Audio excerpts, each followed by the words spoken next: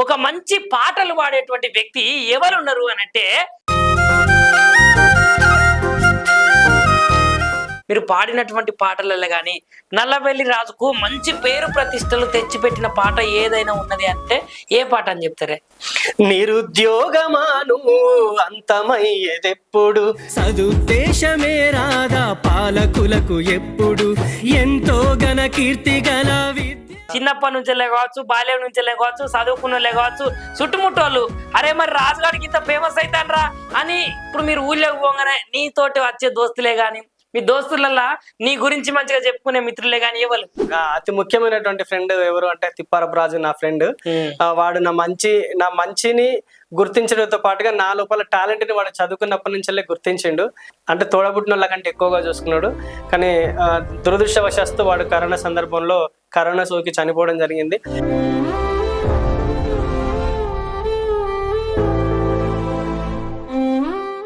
అందరికి దండాలులా ఇగోనులా కళ ఎంత గొప్పది చెప్పుర్రి. గట్లాంటి కళను గట్లాంటి కళాకారులను అయితే మన టీవీ ఛానల్ నుంచి అయితే చాలా మందిని వెలికి తీసే ప్రయత్నం చేసినాం, వెలికి కూడా తీసినాం ఉల్లా.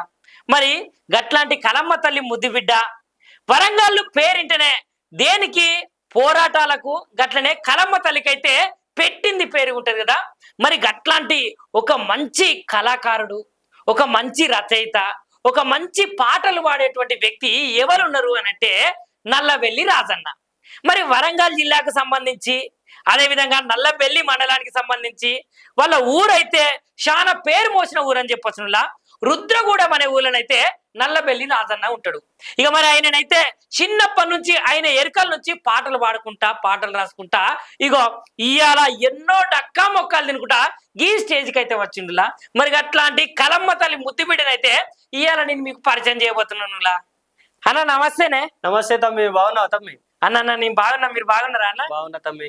ముందుగా అయితే నీకు కళాభి వందనాలు. థ్యాంక్ యూ తమ్మి, థ్యాంక్ యూ, ధన్యవాదాలు తమ్మి. అన్న ఎట్లున్నది మన వరంగల్ జిల్లా, ఎట్లున్నది మన ఊరు, ఎట్లున్నది మన మండలం, ఎట్లున్నది తమ్మి? వరంగల్ ఎప్పుడైనా వరంగలే తమ్మి. వరంగల్ ఎప్పుడైనా పోరాటాలు గడ్డే. ఇక మన ఊరికి వస్తే ఊర్లో పరిస్థితులు అన్నీ కూడా అప్పటిలాగానే ఉన్నాయి. జర్రా ఏమైందంటే ఈ మధ్య కాలంలో నీకు తెలియదు ఏమున్నది తమ్మి, మనుషుల మధ్య కాస్త దూరాలు అనేటివి పెరుగుతున్నాయి. ఫోన్లకు ఎక్కువగా సమయాన్ని కేటాయించే కుటుంబానికి సమయాన్ని అసలే ఇస్తలేరు. గదాన్ని చూసి చాలా బాధ అనిపించి నాకు కూడా ఈ మానవ సంబంధాల గురించి ఒక పాట రకంగా చెప్తే కూడా బాగుంటదని చెప్పని నా మనసుకు తోచింది నేను రాసుకున్నా తమ్మి అప్పుడు. సరే అన్న, ఇక ముందుగాల మన ప్రోగ్రామ్ స్టార్ట్ చేసే ముంగట్టయితే ఇప్పుడు నువ్వు మానవ సంబంధాలు అన్నావు కదా, దాని మీద ఒక మంచి పాటతోటి సురువు అయితే చేసుకుందాం అన్న. ఓకే తమ్మి, తప్పకుండా. నువ్వెవరు నేనెవరు, మన వాళ్ళంటే ఎవరు, ఉన్నోళ్ళెవరు పోయినోళ్ళెవరు, కడదాకా నిలిచేదెవరు, ఈ లోకంలో ప్రతి మనిషి ఆశాజీవే, ఈ లోకంలో ప్రతి మనిషి స్వార్థపరుడే, ఇతరుల కోసం ఆలోచించే తీరెక్కడిది, తన కోసం తాను బ్రతికే తీరే ఇది, నడమంత్రపు సిరితో వేయిది. తమ్మి థ్యాంక్ యూ తమ్మి. పీపుల్స్ మీడియా పాయింట్ వారికి మనుషుల మధ్య సంబంధాలు అనేవి నానాటికి దిగజారిపోతున్నాయి తమ్మి. పైసలు ఉంటేనో లేకుంటే పలుకుబడి ఉంటేనో మనిషి గుర్తింపు తప్ప నీకు ఏం లేకపోతే మనల్ని దేనికి కూడా లెక్క కట్టలేని పరిస్థితి ఇప్పుడు పల్లెటూరులో పట్టణంలో అన్ని ఈ వ్యవస్థ అంత అట్లా తయారైపోయింది తమ్మి. ఇక పైసామే పరమాత్మ అంటారు కదా, పైసలు ఉన్నకనే ఇక బెల్లం ఉన్నప్పుడే ఈగలు వస్తాయి కదా, బెల్లం లేకపోతే ఈగలు ఎందుకు వస్తాయి అన్న, అట్లనే తయారైంది. కానీ అన్న ఇక ఫస్ట్ మొదగాల నీ గురించి కానీ మీ యొక్క కుటుంబం గురించి కానీ నీ విద్యాభ్యాసం గురించి కానీ ఒక్కసారి చెప్పుకుంటే ఎట్లా చెప్పాలి? థ్యాంక్ యూ తమ్మి, ఖచ్చితంగా తమ్మి. నేను రుద్రగూడెం అంటే వరంగల్ జిల్లా నల్లబెల్లి మండలంలో రుద్రగూడెంలో పుట్టిన తమ్మి. సో నాకు 2 అక్కలు 2 అన్నయ్యలు, నేను 5వ సంతానం, చిన్నోడిని ఇంట్లో. సో అమ్మ నాన్న అన్నయ్యలు అందరూ కూడా వాళ్ళ పనులలో ఉంటున్నారు, ఊళ్ళోనే ఉంటున్నారు. తర్వాత నా చదువు అంతా కూడా రుద్రగూడెంలోనే జరిగింది. సో గవర్నమెంట్ స్కూల్లోనే చదువుకున్నాం. అప్పుడు టీచర్లు అంటే భయం ఉండే, చదువు అంటే ఇష్టం ఉండే. అందుకోసమే ఆ చదువుకున్న చదివే ఇవాళ ఇక్కడ దాకా తీసుకొచ్చింది మమ్మల్ని. భయంతో భక్తితోటి చదువుకున్నాం. దాని తర్వాత నేను ఇంటర్మీడియట్, డిగ్రీ, పీజీ వరకు చదువుకున్నాను. డబుల్ పీజీ చేశాను, బిఈడి చేశాను. సో ఈ రకంగా నా యొక్క చదువు ప్రయాణం అనేది ఇంకా కొనసాగుతూనే ఉంది. చదువు పైన మక్కువ ఇంకా ఉన్నది కాబట్టి ఇంకా ఎంఎస్సి సైకాలజీ కూడా చేద్దామని చెప్పని ముందుకు పోతున్నా. దాంతో పాటుగా నా చదువుతో పాటుగా మరొక వృత్తిగా నేను రచనా రంగాన్ని ఎంచుకోవడం జరిగింది. సో దాంట్లో నేను చదువుకున్నప్పటి నుంచి, నా ఊహ తెలిసినప్పటి నుంచి కూడా నేను ఈ యొక్క రచనా రంగంలో కొనసాగుతా ఉన్నాను. ఇష్టమైన సందర్భాన్ని బట్టి పాటలు రాయడం, పాడడం అనేది నాకు చిన్నప్పటి నుంచి కూడా వెన్నెతో పెట్టిన విద్యలాగే నేను అనుకుంటా ఉంటాను. అన్న మరి ఇప్పుడు నువ్వు చిన్నప్పటి నుంచి పాటలు పాడతావు, పాటలు రాస్తావు, మంచిగా రచనలు కూడా చేస్తావు. అంటే ఇప్పుడు ఈ కళమ్మ తల్లి నీకు అబ్బడానికి అంటే మీ ఇంట్లో గాని, మీ నాయన గాని, అవ్వ గాని, లేకపోతే అన్నలు గాని, అక్కలు గాని ఎవరైనా ఉన్నారా మరి ఇంట్లో? అవుతాం. మంచి క్వశ్చన్. సాధారణంగా మనం వరంగల్ అంటేనే పోరాటాల గడ్డ, తర్వాత మనం ఎక్కువగా బానిసత్వానికి గురైనటువంటి గడ్డ కాబట్టి ఆ బానిసత్వం నుంచి, శ్రమ నుంచెల్లే మనకు పాటలు అనేటివి ఉంటున్నాయి, నీకు తెలిసిన విషయమే. సో ఆ విధంగా నాకు ఇన్స్పైర్ అయింది మా పల్లెటూరి నేపథ్యం, గ్రామీణ నేపథ్యము, అక్కడ ఉన్నటువంటి పరిస్థితులు, అక్కడ ఉన్నటువంటి వాళ్ళు ఉండేటువంటి తీరు విధానము, దాంతో పాటుగా మరీ ముఖ్యంగా మా అన్నయ్య. సో చిన్నప్పటి నుంచి తను పాటలు పాడేవాడు ప్రతి సందర్భానికి. స్వాతంత్ర దినోత్సవం వచ్చినప్పుడు స్కూల్లో జెండా పండుగ అయినప్పుడు కానీ, దసరా పండుగ అయినప్పుడు కానీ, సో ఎలాంటి పండుగలైనా, బతుకమ్మ పండుగ అయినా కానీ మా అన్నయ్య పాట పాడేవాడు. ఆయన్ని చూసి నేను ఆయన అడుగుజాడల్లోనే ఈ విధానంగా నేను ముందుకు వస్తున్నాను అన్నమాట. సరే అన్న, దీని తర్వాత మనం మాట్లాడుకుంటే ఏంటిదంటే నల్లవెల్లి రాజన్న అంటే నిజంగా పల్లెటూర్ల నుంచి దగ్గర దగ్గర పట్టణాల వరకు కూడా చేరుతున్నది. అంటే మీ రచనలో ఉన్న పవర్ గట్లాంటిది. మరి మీరు రాసినటువంటి పాటలలో కానీ, మీరు పాడినటువంటి పాటలలో కానీ నల్లవెల్లి రాజుకు మంచి పేరు ప్రతిష్టలు తెచ్చిపెట్టిన పాట ఏదైనా ఉన్నది అంటే ఏ పాట అని చెప్తారే? మంచి క్వశ్చన్ తమ్మి. నేను అన్ని రకాల పాటలు రాసిన, కాకపోతే నిరుద్యోగం పైన తెలంగాణ ఉద్యమంలో 10-12 సంవత్సరాలు విద్యార్థులందరూ కూడా చదువును పక్కకు పెట్టి ఉద్యమంలో పాల్గొన్నారు, పోరాటం చేసి చాలా మంది చచ్చిపోయిళ్ళు. సో వాళ్ళ కళను ఇంతవరకు కూడా మనం పూర్తిగా ఇంకా నెరవేర్చుకోలేకపోయినాము. సో ఆ బాధలను నేను దృష్టిలో పెట్టుకుని నిరుద్యోగుల గురించి ఒక పాట అయితే రాసుకున్నా. అది చాలా ఎక్కువగా ముందుకు వెళ్ళడం జరిగింది. సో ఆ పాట ఒకసారి పాడండి. నిరుద్యోగమాను అంతమయ్యేదెప్పుడు, సదుద్దేశమే రాదా పాలకులకు ఎప్పుడు, ఎంతో ఘన కీర్తి గల విద్యాలయాలు, విశ్వవిద్యాలయాలు, ఎన్నెన్నో పేర్లున్న డిగ్రీలు పీజీలు, చదువు నింపని చదువులు నేర్పించేదెందుకు, కడుపు నింపని చదువులు నేర్పించేదెందుకు, ఇస్తరిలో ఉద్యోగపు కొట్లాటలెందుకు, కుక్కల కొట్లాటలెందుకు, నిరుద్యోగమాను అంతమయ్యేదెప్పుడు, సదుద్దేశమే రాదా పాలకులకు ఎప్పుడు. సో ఈ రకంగా అంటే ఉద్యమం, తెలంగాణ ఉద్యమంలో విద్యార్థుల పాత్ర గాని, నిరుద్యోగుల పాత్ర గాని పోషించినప్పుడు పాటనా ఇది? తమ్మి. తెలంగాణ ఉద్యమం జరిగిందే నీళ్లు, నిధులు, నియామకాల కోసం తమ్మి. సో నీళ్లు, నిధులు మనకు అదంతా సంబంధించిన విషయం అయినప్పటికీ విద్యార్థులకు వస్తే నియామకాలు అనేది చాలా ఇంపార్టెంట్. సో అవి పూర్తిగా జరగలేకపోయినాయి. మనం అనుకున్న కోరిక ఇంకా కూడా నెరవేరలేకపోయిందని చెప్పి ఆ బాధ నుంచి, ఎందుకంటే నేను కూడా ఒక నిరుద్యోగినే కాబట్టి ఆ బాధను నేను వ్యక్తపరచడం కోసం ఈ పాట రాసుకోవడం జరిగింది. అన్న మరి ఇట్లా నువ్వు ఇంతగానో పాటలు రాస్తున్నావు, రాజన్న అంటే అందరికి కొంచెం ఫేమస్ అయిపోయింది, అందరి నోట్లో మంచిగా నీ పేరు నానుతున్నది. మరి మీరు పాటలు చిన్నప్పటి నుంచి రాసే క్రమంలో, పాడే క్రమంలో ఎవరన్నా మిమ్మల్ని మోసాలు చేసి దబ్బన ఈ పాట పాడు, ఈ పాట పాడితే నీకు ఇంత ఇస్తా అంత ఇస్తా, లేకపోతే ఈ పాట నాకు అని మిమ్మల్ని మోసాలు చేసిన సందర్భాలు కానీ, మీరు మోసపోయిన సందర్భాలు కానీ, అంటే పల్లెటూరు నుంచి ఇప్పుడు పట్నం వైపుకు వచ్చిర్రు, ఈ పట్నం వైపుకు అడుగులు వేసేటప్పుడు తప్పటడుగులు ఏమైనా పడ్డాయా? వేరే వాళ్ళ ఉచ్చులలో పడి మీ పాటలు వేరే వాళ్ళకి ఇస్తే అట్లా మోసపోయి వాళ్ళు మీ పేరు వేసి వేయక ఇట్లాంటి సన్నివేశాలు ఏమైనా జరిగినాయి అన్న? జరిగినాయి తమ్మి. అయితే నాకున్న వ్యక్తిత్వం ఏంటంటే, ఎవరన్నా ఇది కావాలి అని అంటే నేను దాన్ని లేదనుకుంటా రాసిస్తా తమ్మి. రాయడంతో పాటుగా దాన్ని ట్యూన్ చేసి పాడి వాళ్ళకి వినిపిస్తా. సో నేను పేరు చెప్పలేను కానీ కొంతమంది డైరెక్టర్లు కానీ వాళ్ళు ఏం చేశారంటే, అంటే పెద్ద వాళ్ళు కాదు, అప్కమింగ్ వాళ్ళు, చిన్న సినిమాలు, చిన్నగా వెబ్ సిరీస్లు, షార్ట్ ఫిల్మ్లు తీసే వాళ్ళు ఏం చేశారంటే, నేను పాటలు రాయి, నేను నీకు ఇంత ఇస్తా అంత ఇస్తా అని చెప్పని అన్నారు. నేను పాటలు రాసి పంపించిన తర్వాత మళ్ళీ ఫోన్ లిఫ్ట్ చేయకపోవడం, డబ్బులు ఇవ్వకపోవడము, నా పాటలన్నీ వాళ్ళు తీసేసుకొని వాళ్ళ పేరు వేసుకోవడం, అట్లాంటివి కూడా నేను అనుభవించిన. ఆ తర్వాతనే ఇంకా ఇక నేను ఈ రచనా రంగంలో ఇక నేను వదిలేసుకుంటా అనే బాధ అనిపించింది. ఎందుకంటే రాసినప్పుడు కనీసం మన పేరు కనిపించినా కూడా తృప్తి పడేది డబ్బుల కంటేను. అది కూడా లేకపోయేసరికి ఒకనొక సందర్భంలో నేను దీన్ని వదిలేద్దాము అని అనుకున్నప్పుడు నా మిత్రుడు నవీన్, పొడిశెట్టి నవీన్ డైరెక్షన్ డిపార్ట్మెంట్ లో చేస్తాడు. డైరెక్టర్ కావాలనేది వాని కల. వాడు ఎప్పుడు కూడా అరే నువ్వు ఇవన్నీ కూడా నువ్వు ఏది పట్టించుకోవద్దు, నీవు అంటే రచన చేస్తూనే వెళ్ళాలి, ఏదో ఒక సందర్భంలో నీకు ఖచ్చితంగా ఒక మంచి రోజు అనేది వస్తుంది, నువ్వు అధైర్యపడకుండా ముందుకెళ్ళరా, నీ దగ్గర మంచి టాలెంట్ ఉన్నదని చెప్పి నన్ను ప్రోత్సహించేవాడు. అట్లాంటి సిచ్యువేషన్లు అన్నా ఇప్పుడు మన పాట లెవెల్ అనేది తీసుకొని వాళ్ళ పేరు వేసుకొని వాళ్ళ మీద రాసుకొని వాళ్ళ మీద చేసుకొని డైరెక్షన్ల కథా కార్యక్రమం చేసినప్పుడు మనకు చాలా బాధ అనిపిస్తుంది కదా. చాలా బాధ అనిపిస్తుంది తమ్మి. అంటే ఒక పాట రాసేటందుకు ఒక కవి ఎంత కష్టపడతాడంటే చాలా కష్టపడతాడు.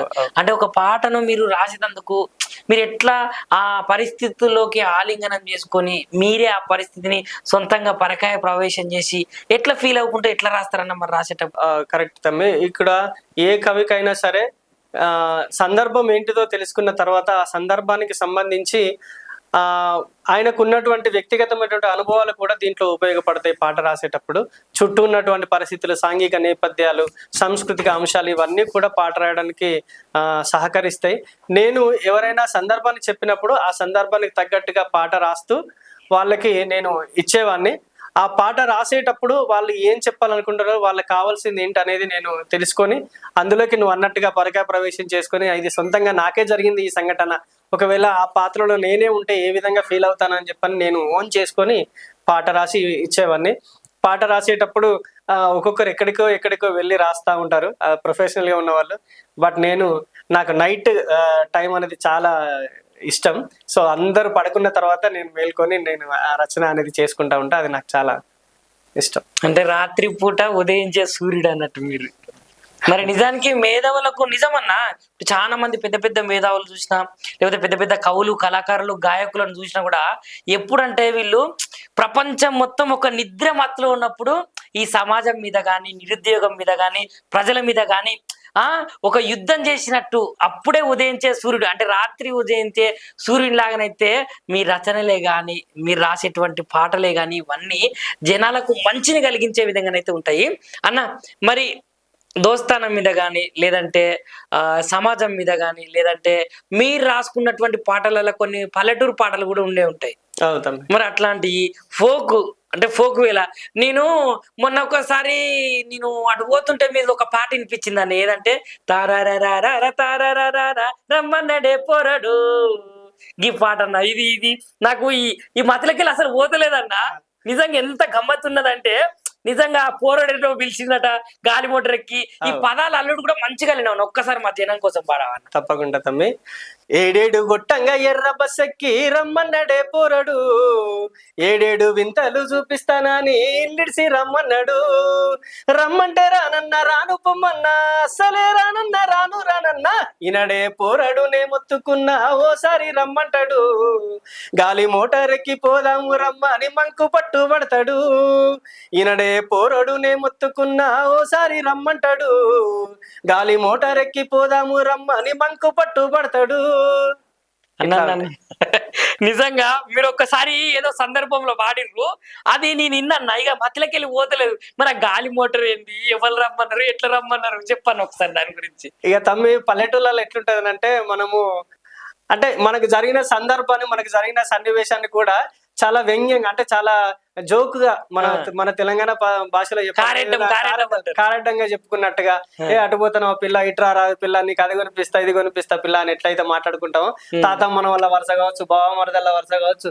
సో ఇట్లాంటి సందర్భాన్ని ఊహించుకొని నేను అన్ని కలబొల్లి మాటలు చెప్పే మామతోటి పోతా, నువ్వు రా అని చెప్పని అన్న సందర్భంలో ఈ పాట తీసుకున్నా. అట్లనే అనేక లవ్ ఫెయిల్యూర్ సాంగ్స్, ప్రేమ పాటలు ఇవన్నీ కూడా రాస్తా తమ్ముడు. సో అయితే ఒక లవ్ ఫెయిల్యూర్ అన్నావు కదా, మరి ఇప్పుడు సమాజంలో అయితే చాలా గవ్వే జరుగుతాయి.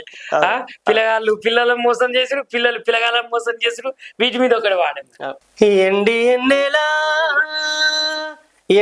ఎన్నెలా నన్ను ఇడిసి వెళ్ళిపోమాకే, నిండు గుండెలో నిన్ను దాచిన వచ్చి చూడవమ్మా, మనసే ఇచ్చానే ప్రాణం నీవేలే, బ్రతుకే నీ కొరకే చితి వరకే ఊపిరిపోయేలా నన్ను దిలి వెళ్ళకే ఎండి ఎన్నెలా నన్ను ఇడిసి వెళ్ళిపోమాకే నిండు గుండెలో నిన్ను దాసిన వచ్చి చూడవమ్మా నువ్వంటే ఇట్టం నీ ప్రేమ ఇట్టం నీ కాలి మట్టెలాగా ఒదిగుంటానే ఏ చిన్న కట్టం నీకంటుకున్నా నీ కంట నీరల్లే తోడుంటానే ఆకలి నీకైతే అమ్మను నేనవుతా ఆపద రాకుంటా కావలి నేనుంటా ఊపిరిపోయేలా నన్నిడిసి వెళ్ళకే ఎండి ఎన్నెలా నన్ను ఇడిసి వెళ్ళిపోమాకే నిండు గుండెలో నిన్ను దాసిన వచ్చి చూడవమ్మా. ఈ పాట నాకు మంచి పేరు తీసుకొచ్చింది తమ్ముడు. బాబా నువ్వు వాడుతుంటన్నా నిజంగా ఎట్లున్నదంటే ఒక లవ్ ఫెయిల్యూర్ అయిన వ్యక్తి ఈ పాట వినడానికి ఆయన కంట్ల నీళ్ళైతే అస్సలే ఆగాయి, పట పట పట పట రాలుతూనే ఉంటాయి ఆ పదాలు. నువ్వంటే ఇట్టం ప్రేమ కట్టం ఇవి ఉన్నాయి కదా, ఆహా ఎంత మంచిగా విన్నావన్నా. ఎప్పుడు రాసినవే ఈ పాట? ఈ పాట నేను ఒక 2 సంవత్సరాల క్రితం రాసిన తమ్ముడు. అంటే ఇది ట్యూనింగ్ కథాకారకం అయిపోయిందా? అంత అయిపోయింది, రిలీఫ్ అయిందా? రికార్డింగ్ కూడా అయిపోయింది తమ్ముడు, రిలీఫ్ కూడా అయింది. వాళ్ళు ఎంత పుణ్యం చేసుకున్నారో ఇంత మంచి పాట. కానీ నువ్వు వాడతా అంటే ఇప్పుడు సమాజంలో జరుగుతున్నటువంటి ప్రతి ఒక్క మనిషికి వాళ్ళ మనసుకు తాకుతుంది అన్న. ఎందుకంటే సమాజం చుట్టూరంగా కొన్ని సమస్యలే కావచ్చు, ఇప్పుడు మీరు వాడినటువంటి లవ్ ఫెయిల్యూరే కావచ్చు, సమాజంలో ఉన్నటువంటి సమస్యల మీద నిరుద్యోగం మీద లేవనెత్తే మాటలే కావచ్చు, వాటికి కరెక్ట్ కనెక్ట్ అవుతాని అన్న. అంటే ఇంతగానం రాస్తున్నావు, ఇప్పుడు ఏమన్నా సినిమాలో మరి మంచి అవకాశం ఇట్లా ఏమన్నా వచ్చిందా అన్న? ఒక్కసారి సినిమాల సంగతి చెప్పాలంటే తమ్ముడు, నాకు ఫస్ట్ లవ్ ఇడియట్స్ అని ఒక సినిమాలో నేను పాట రాయడం జరిగింది. ఆ తర్వాత పటారుపాలెం ప్రేమ కథ అని దొరైరాజు గారి సినిమాలో 2 పాటలు రాయడం జరిగింది. అదే విధంగా కొండ మూవీ, కొండ రామ్ గోపాల్ వర్మ సార్ డైరెక్షన్ లో చేసిన కొండ మూవీలో కూడా ఫస్ట్ సాంగ్ నేనే రాయడం జరిగింది. ఆ తర్వాత ఇప్పుడు యూట్యూబ్ ఛానల్స్ కి బోనాల పాటలు ఇవన్నీ కూడా రాస్తున్నాను. రిలీజ్ అయినవి బోనాల సాంగ్స్ కూడా మంచి పేరు వచ్చినాయి, మంచి వ్యూస్ వస్తున్నాయి. అదే విధంగా Ganapati songs, Bathukamma songs, cinema పాటలు, సో ఇవన్నీ అన్ని కూడా ప్యారలర్ గా ఒకదానితో ఒకటి రాసుకుంటూ ముందుకెళ్తున్నాను తమ్మి. మంచి అవకాశం వస్తే ఇంకా నా టాలెంట్ ఇంకా నిరూపించుకోవడానికి అవకాశం కోసం వెయిట్ చేస్తాను. లైక్ చేయండి, షేర్ చేయండి, సబ్స్క్రైబ్ చేయండి. మరిన్ని వీడియోల కోసం బెల్ సింబల్ పై క్లిక్ చేయండి.